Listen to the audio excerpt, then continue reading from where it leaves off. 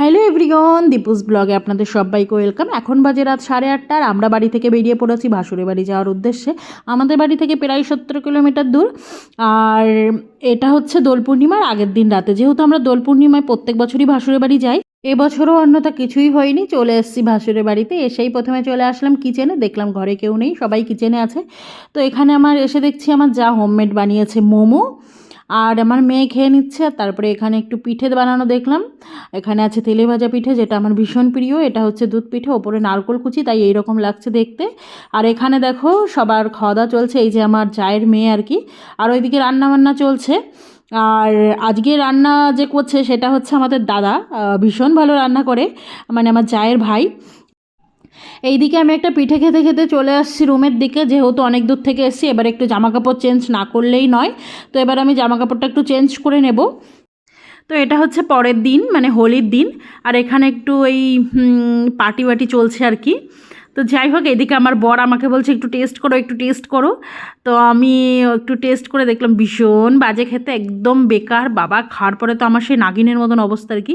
তারপরে যাই হোক, এইদিকে আমি স্নান টান করে রেডি হয়ে নিলাম, যেহেতু হোলি খেলতে হবে। আর এই যে ম্যাডাম হোলি খেলে নিয়ে চলে এসছে জানি না কোথা থেকে। তো যাই হোক, এইদিকে আমি একটু রেডি হয়ে নিচ্ছি। আর আমার মেয়েকে আমি খুঁজছি, মানে পাচ্ছি না, ওকেও যেহেতু রেডি করাবো।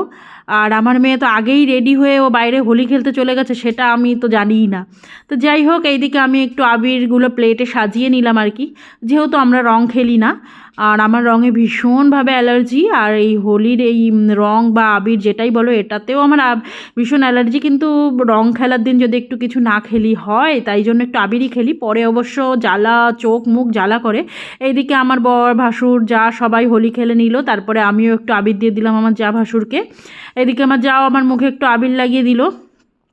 তারপরে এবার আমরা এক এক করে সবাইকে একদম আবির লাগিয়ে দিচ্ছিলাম, মানে আমাদের বাড়ি যে কয়জন আর কি।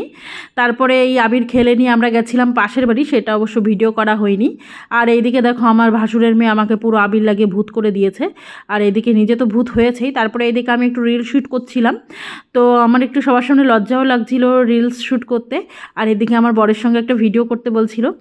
তো যাই হোক, এইদিকে একটু মাতাল ডান্স হয়ে যাচ্ছে, মানে মদ না খেয়েও মাতাল ডান্স, এরকম একটা ব্যাপার।